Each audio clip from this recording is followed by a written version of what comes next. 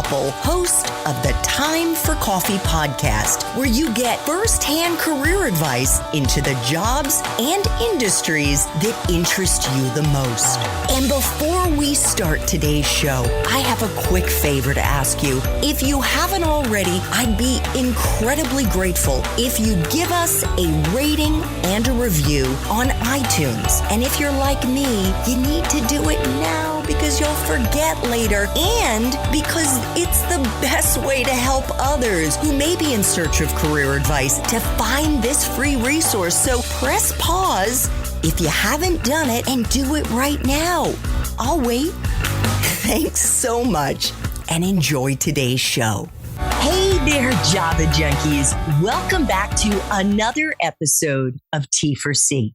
If you're interested in learning more about how to become a startup entrepreneur while you're still in school, then this is the episode for you. Because my next guest is a co-founder and chief product officer at StrideTech, a medical device startup that he started building as an undergrad at the University of Colorado Boulder back in 2019. But before I introduce you to Timothy Visos-Ely, I want to make sure you've signed up for the Java Junkies Journal. That's T4C's newsletter that is packed with career advice, insights, and inspiration for college students and young professionals. Just head over to the Time for Coffee website at time4coffee.org, and the sign-up box is right there. Now, my espresso-loving entrepreneurs, please grab your mug and take a chug of your favorite caffeinated beverage, because it's time for another caffeinated career conversation. And my guest is Timothy Visos-Ely, a co-founder and chief product officer at StrideTech. StrideTech produces an embedded smart walker attachment that actually clamps onto the handlebars of a walker and provides real-time kinesthetic, also known as haptic feedback to the user when the walker isn't being used properly. Timothy is going to explain all of this. During his time as an undergrad, Timothy participated in or led close to 30 projects across various classes, internships, and clubs. Timothy, welcome to Time for Coffee. Are you caffeinated out there in Boulder and ready to go? Yes, I'm not caffeinated, but I am ready to go. Thank you so much for having me. What? You just let that slide? You're not caffeinated? You are not a Java junkie? I love coffee, actually. I really like it. It just doesn't agree well with me. I get too anxious, so I prefer teas and low caffeinated drinks, yeah. You know what? I'm just giving you shit. It is okay. I used to be sensitive to coffee, and I think it's because I drink so much of it. So I've had to cut back. I drink probably one really strong cup of coffee, and then I might make a second one and kind of sip it. But when you allow yourself a coffee, Timothy, what kind do you like? I like a good cold brew. Yeah. Yeah. Something with a good amount of cream in it. Oh, yeah. Okay. I don't need a lot of sugar, but cream is important. I get it. I get it. I have a great non-dairy creamer that is, I guess, marketed by a former world-class surfer, Laird Hamilton. It's really, really good. Yeah. So it's all good. It's fine that you are not a coffee drinker. And before we get into what you are doing now as co-founder and chief product officer, also known as a CPO, I had never actually heard those initials before, at StrideTech. Why don't we kick things off, Timothy, by you laying out for us what StrideTech does? I did a probably half-assed job of explaining it. What is StrideTech and what gap is it filling in the marketplace today? Happy to do so. And you did a perfectly fine job explaining it, actually. You did a great job. The technology itself does require a little bit of backstory explaining because it isn't an area where I really had a lot of knowledge of early in college. But at some point, my sophomore year, actually, my grandma started to struggle with her mobility and she started to use a walker after having a stroke. And so this kind of brought me into the world of mobility devices. And I was in engineering school at the time. I was always thinking of like, what are the solutions and things like that. The problem that my grandma kept facing and that my family struggled with throughout her mobility decline was that she was falling. And this was a huge concern for her and us. And one of the main causes for her falling was she wasn't using her walker correctly. And this is something that a lot of people don't even realize. You know, we got my grandma a walker and we thought this would be a good thing, right? It'll be there to support her. It'll be there to keep her mobile. But when not used properly, walkers can actually cause more harm than good. It's really, really critical to train and utilize your walker properly. So that's kind of the inspiration for developing the technology that ended up becoming StrideTech Medical. So the technology itself, you described it really well, actually. It goes onto the side of a walker, can go onto any walker, and it can detect when someone is not using their walker in a safe way. And then it will immediately alert to that through that haptic or vibration feedback through the handles. So it's just kind of like your phone buzzing, right? It's just a quick, easy, friendly reminder. Stand upright, step into the walker frame, be in a safe walker position. On top of that, our device does collect very valuable information on how well someone is using their walker, their activity levels, and things like this that we will be providing to healthcare professionals, family members, just to give that peace of mind. Personally, I know that knowing that my grandma is up for the day, using her walker, how active she is, like this is all just peace of mind, knowing that she's doing okay. That's kind of the inspiration behind StrideTech, and we're developing that technology. We launched it in 2019, like you said, in school. It's been about 3 years since. One of the things that really surprised me as I was preparing for our interview, Timothy, was some of the data points that you shared with me in one of the documents that you sent. And it's the fact that the walker technology, if we even want to call it that, but an actual design of the typical walker has not changed in like 50 years. I mean, here we are in the worlds of like, okay, it's been a long time since we sent a man to the moon, but hey, we've got our smartphones, we've got AI, we've got big data, and yet the walker has not changed. Why is that? Yeah, within the medical device industry, it's really challenging. I mean, you're dealing with a lot of regulations and a lot of really big players who are good at bending metal and putting wheels on it, but not as good at building technology. And there has been, some shifts and developments in mobility devices, but I actually worked for a project in undergrad for Medline. Medline's a big walker manufacturer, but they actually do everything from like bedpans to Band-Aids. Huge, huge company. We actually redesigned a walker for them. And we called it the reciprocating rollator. It's kind of like an elliptical and a walker combined, so each side can move independently from each other. We presented this idea to the Medline R&D team. The executive team was there. It was super cool. They flew us out to Chicago. We were like, how long would something like this take to implement? And they're like 5 to 10 years. I was like, wow, okay. It makes sense why there isn't a lot of innovation when you have to jump through so many hurdles. It takes so long to develop this technology, even incrementally. Like if they wanted to do something simple, it would still take a really long time. And so developing this technology, and that's a big reason why actually we went with a walker attachment, was because we could have built out a really cool high-tech walker, but by making it an attachment, one, you don't have to buy a new walker now. You can just use the one you have. And two, it also helps with the regulation side of things, because we're not building a class 1 medical device, which is what a walker is. So smart. So when will StrideTech be in stores? When can people get it?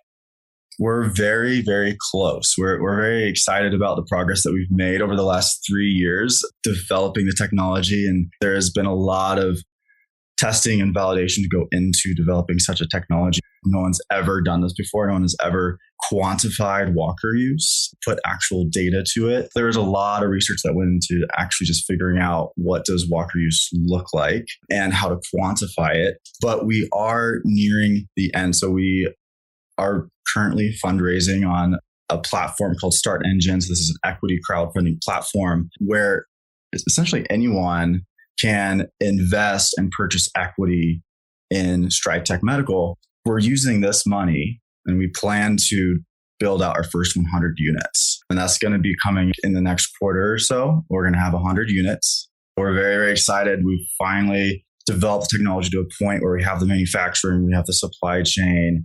We're going to have 100 units very soon. So I'm super excited to be able to do that. And we have a few partners who are interested in starting to do large scale testing and pilots with. We're also going to start offering it for sale around that time. So yeah. Amazing. And actually, in the spirit of full disclosure, I don't even know if you know this, Timothy.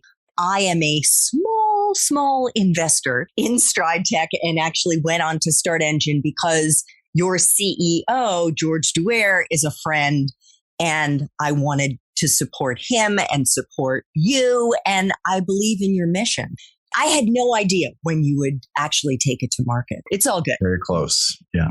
We should also probably let our listeners know, in case they haven't already figured this out, that when you graduated from CU Boulder, and I am saying it correctly because Timothy already corrected me, it's not UC Boulder, it's CU Boulder. When he graduated in 2019, his major was something called Engineering Plus, with an emphasis on mechanical engineering and a concentration in engineering management. Now, until now, I had never heard of Engineering Plus, Timothy. Mm-hmm. What is it? And is this something, to your knowledge, that is on other campuses, or is this something somewhat unique to CU Boulder?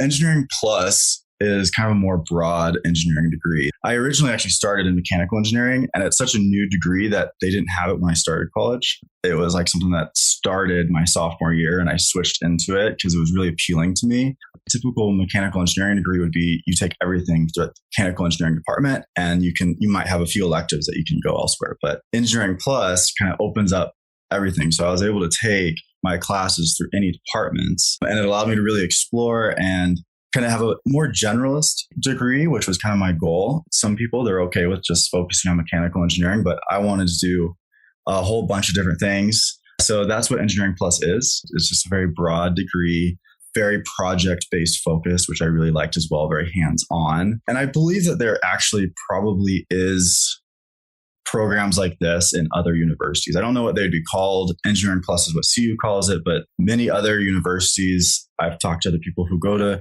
different universities in Colorado and KU and stuff like that. I grew up in Kansas, so I have a lot of friends there. And yeah, they have like various degrees that are just more general in the engineering world. Got it. And what is engineering management? Engineering management was basically a way for me to build my business experience through school and actually develop some of the business side of Stride Tech Medical, utilizing my credits. So engineering management was just kind of like, again, fairly broad. A lot of people used it to become like project managers for engineering companies. So they would have to deal with like kind of managing a team of engineers, come up with the milestones, the budget, making sure to balance. Usually in the case where you're managing a team of engineers, a client that wants you to build something for them, manage their expectation, manage their needs with what you can actually do and that kind of thing. That's a typical engineering manager. But the degree allowed me to basically take any management level course. So I went to the business school and I took marketing classes and I took business plan writing classes, and I talked to the professors and talked to them about Stride Tech Medical and what we're doing. And I was like, can I just use my company for your class and I can get credit for building my business? And they're like, yeah, I mean, as long as you meet the course requirements. And it was a fantastic trade-off of being able to utilize my degree to start a business. Beautiful. Yeah. And as you're describing this, Timothy, it sounds to me like the entrepreneurial version of having been enrolled in a co-op.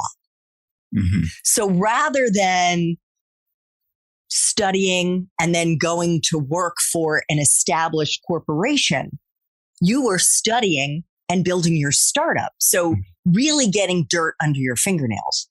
Yeah, absolutely. I think that being an undergrad or being in college is a great way to utilize your degree to start something new and really develop a company. If that's what you're interested in, then there are a lot of ways you can do that. Like what? I kind of already touched on it a little bit with the classwork and focusing on classes that allow you to bring your own project to them, which is what I did, and allow you to develop different aspects of your business that you want to develop through that coursework. And then the other thing is, talking to your professors who are experts, who are very, very experienced in specific areas, and talking to them about your business, even if it's just going to office hours. I think I even had a class that was a business plan writing class where you were allowed to pitch your business, to write a plan for it. But the class has to pick the ones that you write your plan for. It was like your top 6. And so everyone gets to pitch a business, and I pitched mine, and the class didn't pick it.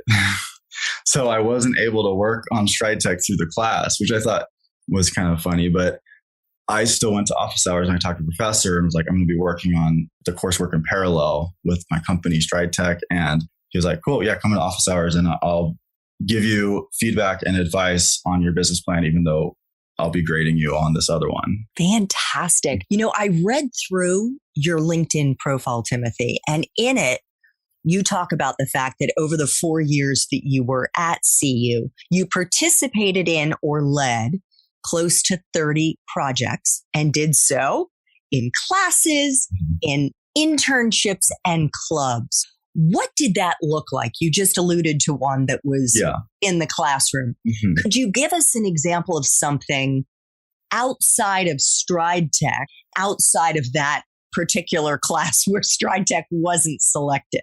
Yeah. You're trying to get me to stop talking about Stride Tech? Is that what you're doing?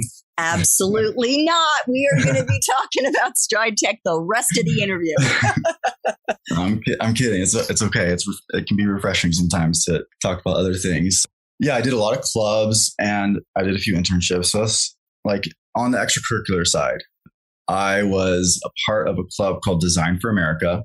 And that one was a huge one. It is basically what I really liked about it is a part of a larger organization. So Design for America, they have, I believe at the time it was like 36, but they're growing. So they probably have closer to 40 universities across the nation who all have Design for America studios. So it is very likely that if you're a listener, your university might have Design for America Club. I would highly recommend looking it up because what they do is it's basically a student-led design studio that takes on local community-based problems that are design-oriented, that are usually have some sort of positive social impact. And then they develop and build a team of students to tackle that problem. And it's not just engineering related. And that's why I really liked it. It could be artistic, it could be more civil based or even political or like anything. It could be any type of social problem that you want to tackle. And then you just build a team around it and tackle it.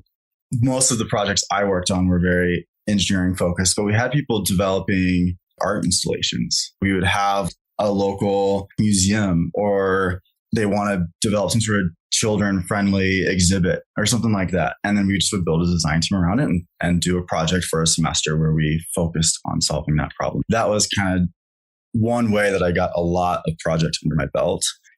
And I also got a lot of management experience in that.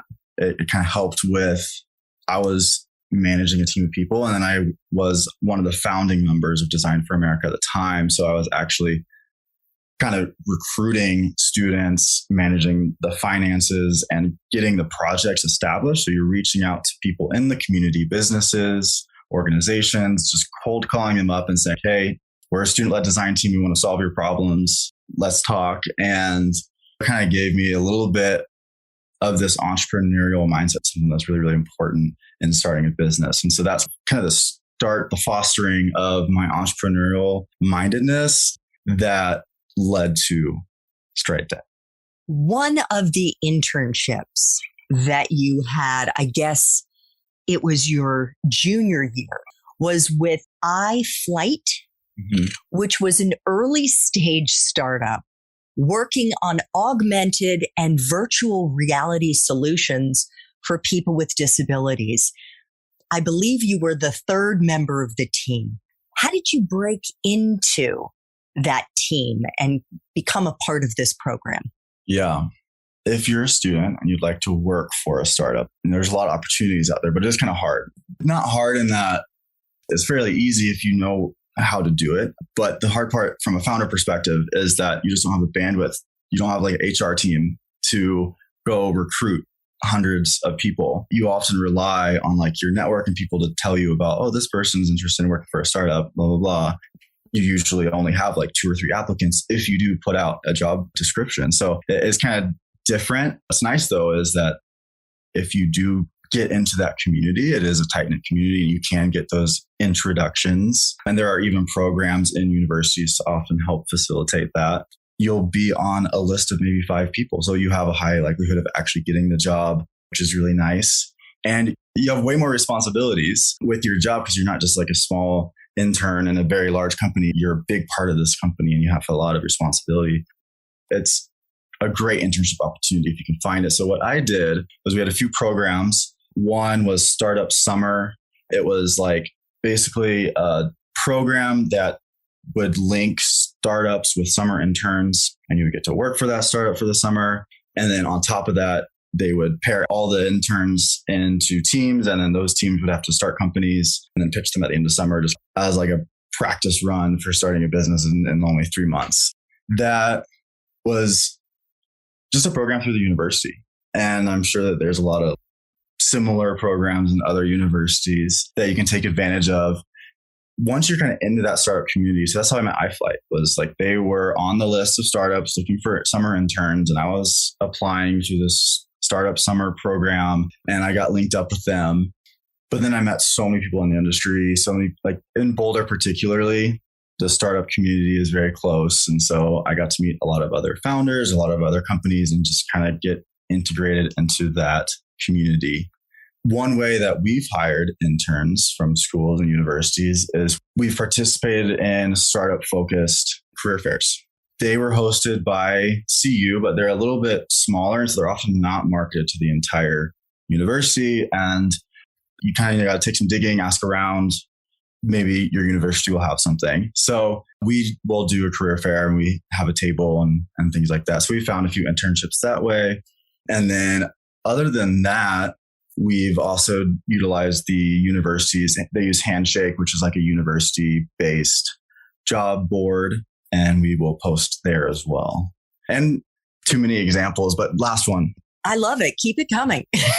Professors are also a great way, especially if you are taking a class by a professor that does some sort of entrepreneurial focused thing, or they're into entrepreneurship. I can't tell you how many professors I've had that have started companies or are doing research that they're hoping to start a company out of, or they're in the business side and they've done it on that side as well. So talk to them and just let them know, hey, like I would be interested in working for a startup. They will recommend, like I can't tell you how many times I get emails from professors and how many times I reach out to professors if I'm looking for something specific. Fantastic suggestions, Timothy. Thank you so much. What difference do you think all of those different hands-on experiences made in the way that you've been able to show up since graduation in building Stride Tech? Mm-hmm. Well, I'd say entrepreneurship and wanting to be a startup founder, your goal is kind of like to have experience that's a mile wide and an inch deep, which is almost counter to what a lot of other places will have you do. They want you to focus and do like really, really experience one area. But my goal is a mile wide and inch deep, because you never know what you're going to be doing as a startup founder. I have an engineering degree. I haven't really done engineering for 80% of the last 3 years. I've worn so many different hats, and I'm just so glad that I got a little bit of experience in each one of these areas. I at least know the basics, and I can build on that when it comes time for me to come up with a marketing strategy for an equity crowdfunding campaign, for example. That's not something that you would typically do in engineering, but luckily I was able to take a class that had some marketing background. So that was very helpful. And so, yeah, that's the goal there. Is just a mile wide and an inch deep. Yeah. And even though you started off, here's an example, at iFlight as a hardware engineer, you had to quickly pivot to become a design intern. What was that experience like, having to change roles midstream? It was a little bit, well, for that specific change, it wasn't too bad.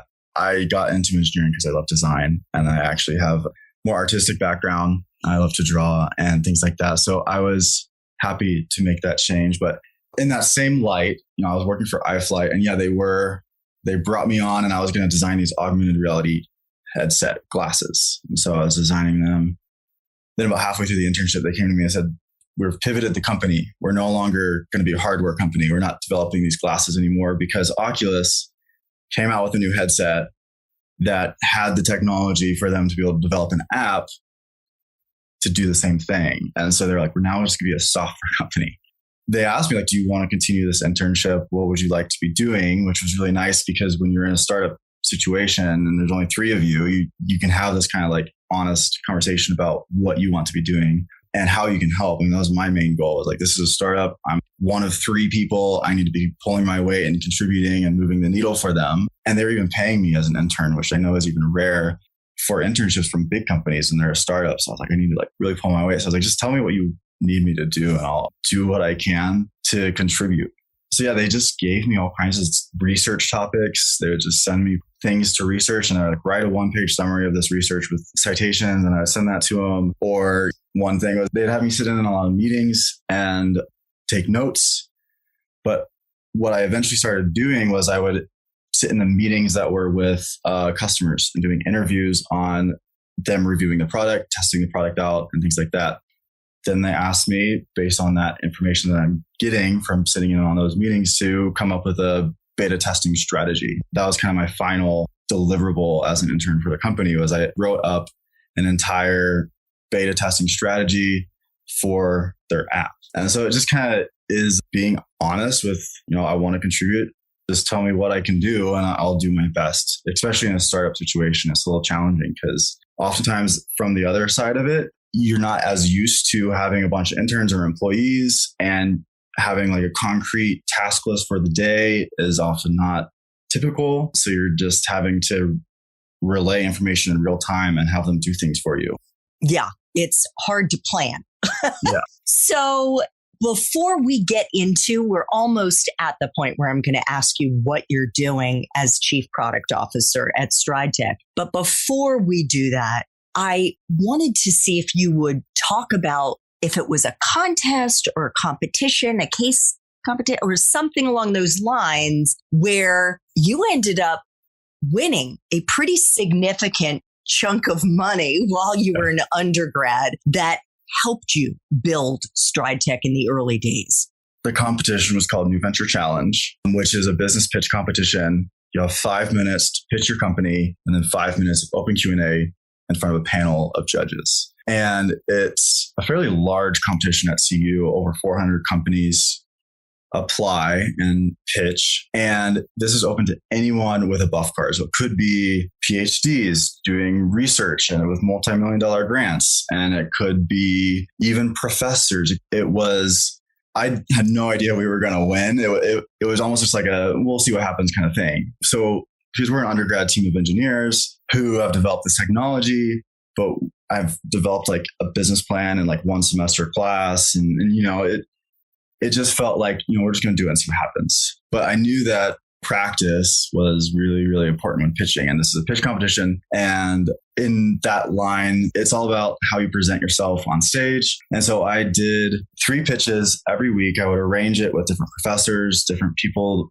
that were mentors of mine, previous managers, anyone that would be willing to hear me pitch for 5 minutes. I would just pitch to them and then get their feedback and get their Q&A questions. And so it was just this repetition of practicing over and over again. And yeah, the competition was 3 stages and we ended up winning the whole thing. The prize was $100,000, which was really the only reason why we were able to start StrideTech after graduating. So we all graduated in 2019, and then we launched the company with $100,000 after winning that competition. That is so incredible. Thank you for sharing that story. Yeah. So let us dig into what you do, Timothy, as the Chief Product Officer at StrideTech. What is a Chief Product Officer and what do you do?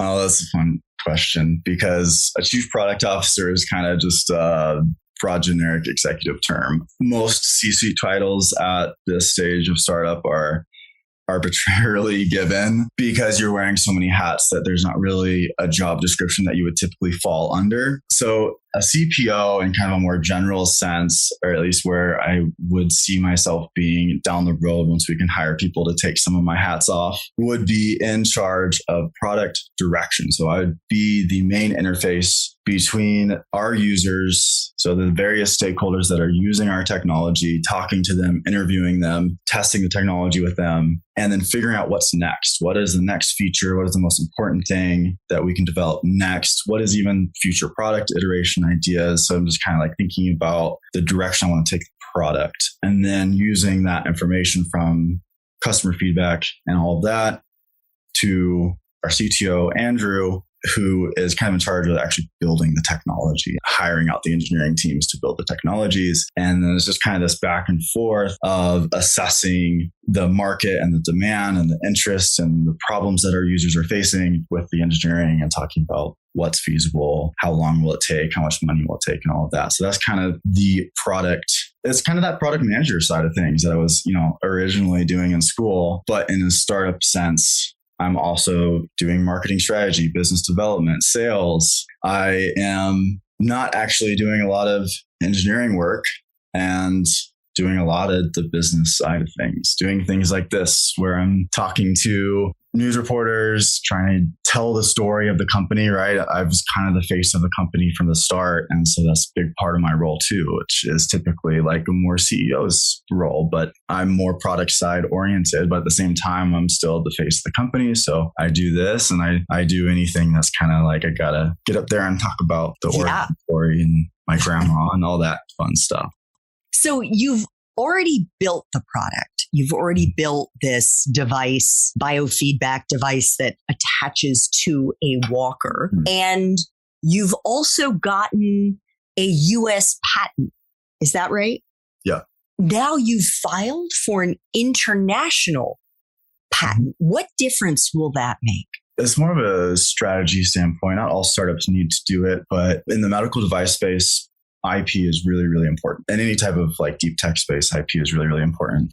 It directly correlates with the value that our company has, and it gives potential for acquisitions because a lot of the big medical device companies, like I mentioned earlier, can bend metal and put wheels on them, but they can't develop technology. So they're acquiring companies who have developed technology. And so oftentimes they're buying that IP portfolio, which IP is more than just a patent. It's also the trade secrets that we've developed, the research that we've done, all of that over the last 3 years goes into our IP. And it just makes you more appealing, right? So like, yeah, we can be protected in the US, but we can also expand into other countries. It opens up more opportunities. So yeah, that is why we've done an international patent application. Can you take us into a typical day, Timothy? And as you've already said, you are wearing a lot of hats, from marketing to sales to biz dev to spokesperson.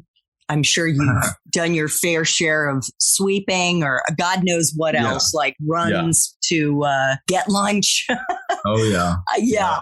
What does a day look like for you now? Well, that's a tough one. I'll just walk you through yesterday. That'll be easiest, although it'll probably be different tomorrow. Yesterday started out with our all team meeting, which is just the four of us. And we all kind of discuss our weekly goals and what we're working on and give updates and ask for help if we need it and all that. And then I went right into my marketing strategy meeting where we discussed what we wanted to do for the week as far as social, email, and all of that, what content we needed to do. And that involves me filming. So one of the things we wanted to do yesterday was put out a video explaining how to install StrideTech Go onto a walker. So I spent a good amount of time and a good amount of takes recording myself install the device, explaining how to do it and all that. Got that posted to social media. And then we moved to a strategy discussion around our pilots. So as I said earlier, we're developing our 100 units, and we have a few partners who are interested in piloting the technology. So this means larger scale testing with real users. So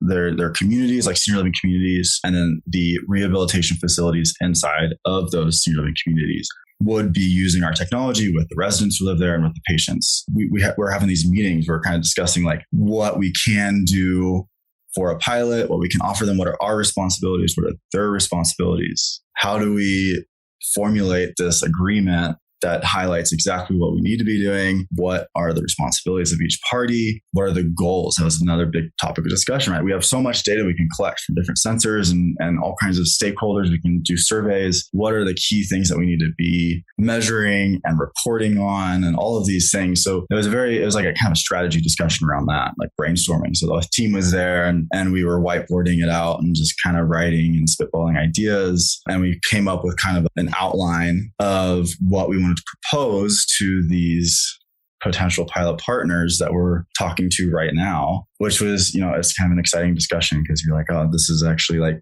these units are going to be in people's hands, and we need to make sure that we're collecting the right data at the right time and we're reporting the right ways and that we're providing value to our partners and doing what they want. And so, just framing that whole strategy and also how we're going to approach them. We're going to have a meeting, have a presentation, what we want to say, all that stuff. What do we need to ask them? So that was like a good long brainstorming session. And I think that was just about it. I had to get out some of the social media stuff, but that's related to the video I made because I made the video, but then after the meeting, I had to get it out on all the social platforms. Oh, and I had a decent amount of Facebook comments that I had to respond to as well throughout the day. Nice. Yeah, that was yesterday, which... So it's typical, so to speak. So talk to us about the unpleasant challenge of raising capital and getting investment. How much do you need now? We're doing this interview in the middle of June 2022. You mentioned this crowdfunding platform, Start Engine. What's the goal? How close are you to getting there? And what's the pressure like? Lots of pressure. Fundraising is the most challenging aspect probably of starting a company, especially in the space that we're in. Hardware is typically less funded because it's so challenging to develop hardware and costs a lot more money. So it's a higher risk investment typically. And the other part of it is I gotta call people and ask them for money, which is kind of a challenging thing to do. That's the big reason why we brought on our CEO, George Duer. He was an advisor through an accelerator program that we did called Boomtown Accelerators. And he is an experienced executive. He has raised money before. He's been around the block when it comes to that kind of stuff. And he's even been a part of some IPOs and all that. So we're like, we need someone with this level of experience because fundraising is just not something that you really have the experience to do while you're in undergrad. So we hired someone to help with that. And the pressure is real though. Like, I mean, it's still a big chunk of my day is trying to raise money. And that's kind of how you develop your whole business. It's like, what are the milestones we have to meet to raise money and how do we get there with the money that we have and all that stuff. So that's where the pressure comes in, right? You don't have a lot of money in the bank and you have goals that you have to meet that are typically fairly expensive. And so you have to figure out how to get there. And oftentimes that means you got to raise X amount of money and you have this much runway, right? Like you're spending X amount of money per day. That's your burn rate. And you have this much money in the bank. So you have this much runway. And usually when you're in a startup, that can be anywhere from 3 months to a year.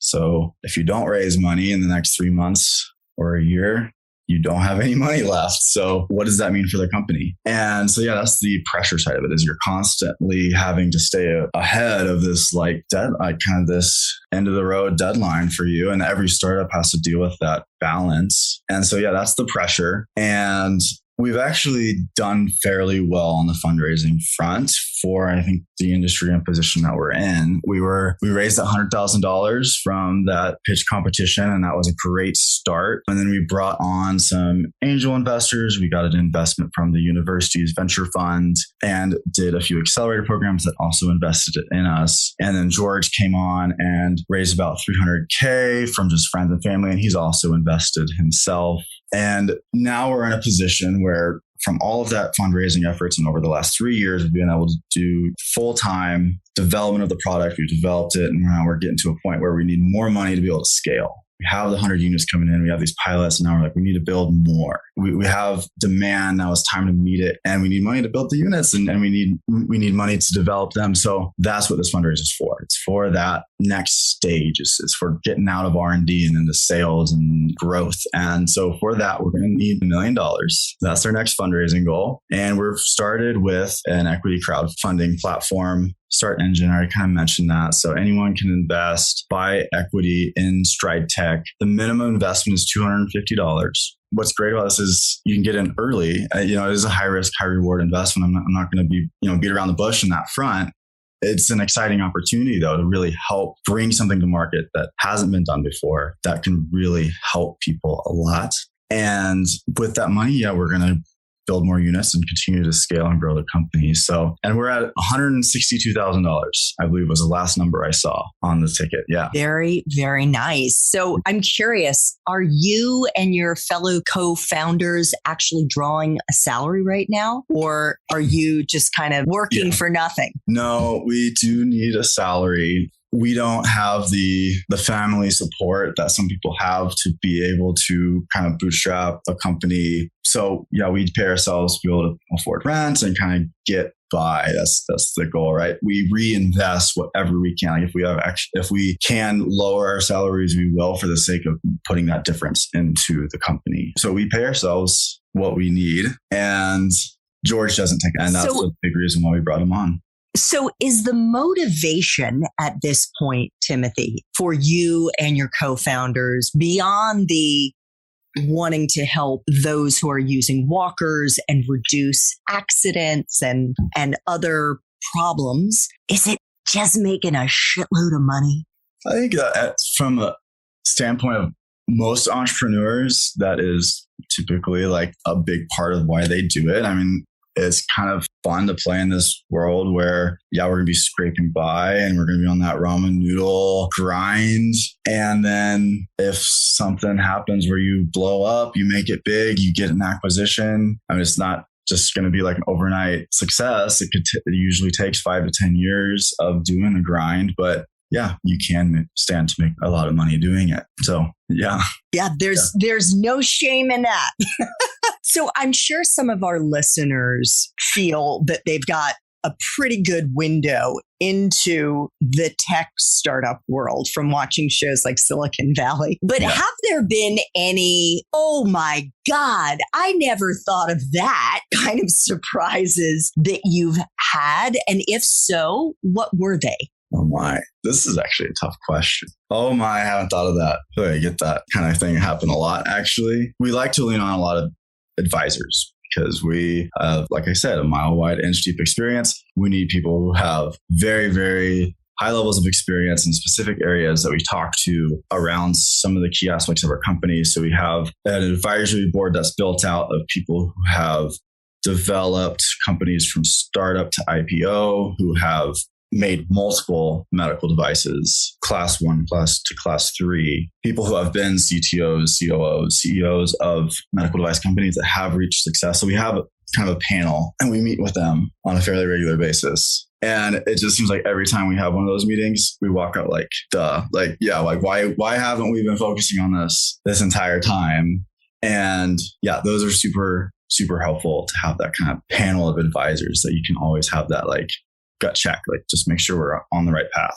I think I got really excited once about, I don't know if I have a specific example. I had an example. I don't know if it will work for this. No worries at all. I'm actually going to jump to one of the last 2 questions right now, Timothy. And these are questions that I try to ask all of my guests. Could you share a time in your professional life thus far, including those internships and various activities and clubs that you were involved in school, in which you failed or the company failed or you thought you were going to fail? And what's most important here is how you persevered, how you kept moving forward, and if there was a lesson that you learned in the process.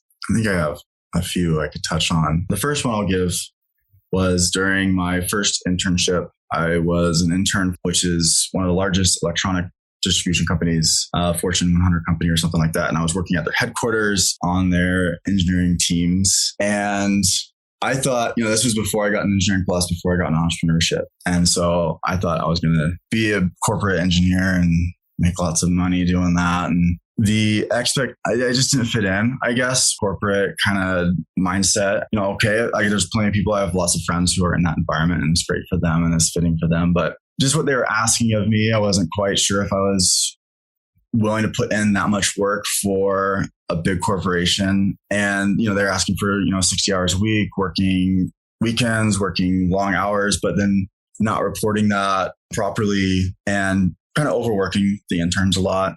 So that's typical in the engineering world, unfortunately. And I would be a little bit more straightforward. A lot of people were like, okay, whatever. I'm an intern. I'll be like, wait, so you want me to finish this project by Friday, but it's going to take me more than 40 hours to do that. So do I put in extra hours to finish the job? And they were like, no, you can't put in extra hours, but you have to finish the project by Friday. And it was just back and forth where they wouldn't tell me I had to put in more hours, but I had to. So yeah, I just called them out on that throughout the internship, and then they didn't ask me back. And I kind of felt a little bit discouraged at the time because I was like, is this really what I'm signing myself up for, going into engineering? And I wouldn't say that's a typical experience. I have people who have interned for companies, engineering companies, that have been a fantastic experience, but that was just my start. And so it was like a lot of anxiety about like, did I really choose the right thing?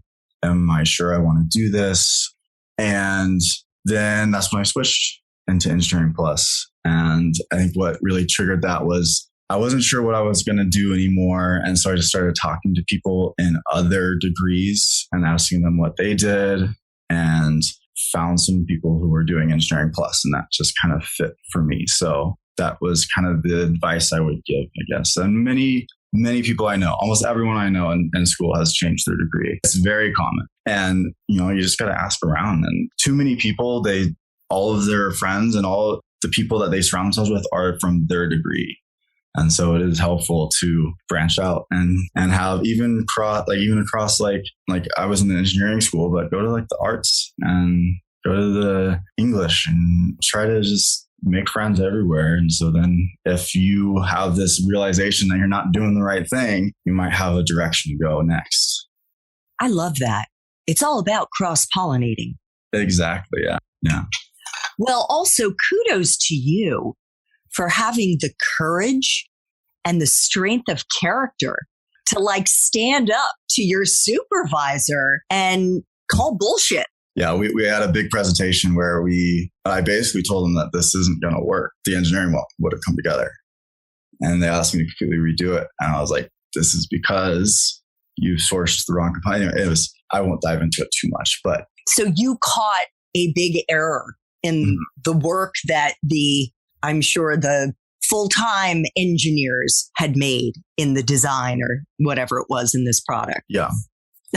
Oh my gosh. See, I would have hired you right there. I would have been like, this is the guy I want on my team. They were mad I didn't catch it earlier.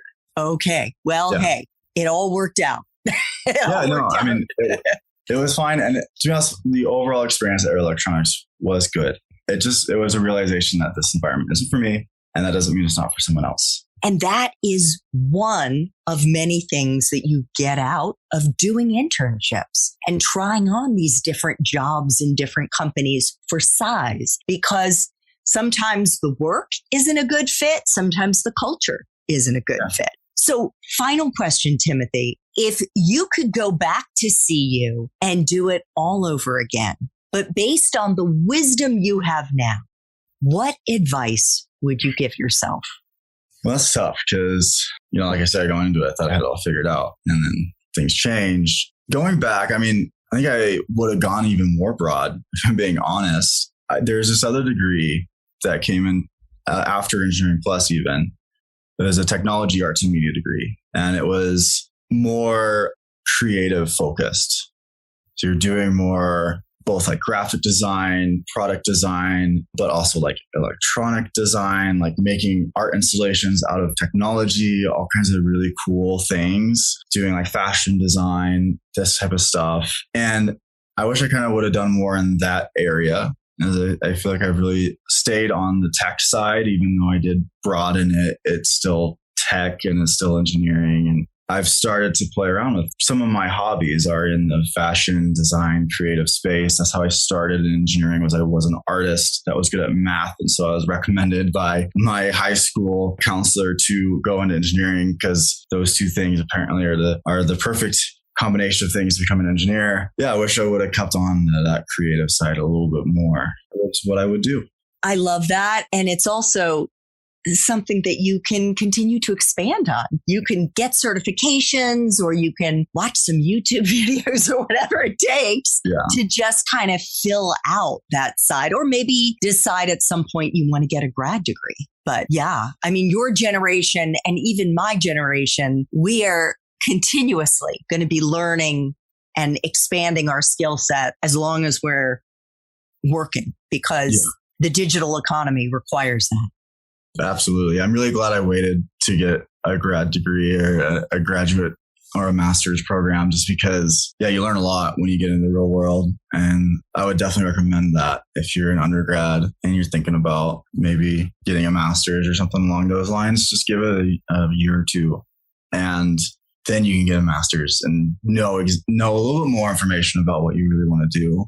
I had a lot of friends who went right into getting a master's because they were too nervous to go into the real world. They're like, oh, I kind of like this school. Like I'm used to it. I'm structured and I'm not ready yet. So they went and got a master's just because of that. And that's not a good reason to get a master's. It should be to kind of expand and direct you towards something that you really want to do, you're really passionate about. Absolutely. You want to be running to something, not running away. Exactly. Yeah. Timothy, I want to thank you so much for making time for coffee today with me and the T4C community. I wish you and your co-founders at Stride Tech lots and lots of luck. And not just because I'm an investor, but because I believe in your product and know that you have put blood, sweat, and tears into making this come to life. Thank you so much. I really, really appreciate it. Thanks so much for listening to this latest episode of T4C. And if you're interested in learning more about my coaching services for confused college students and recent grads, feel free to check out the Time for Coffee website under the coaching tab at time4coffee.org or text me at 202-236-5712. That's 202-236-5712.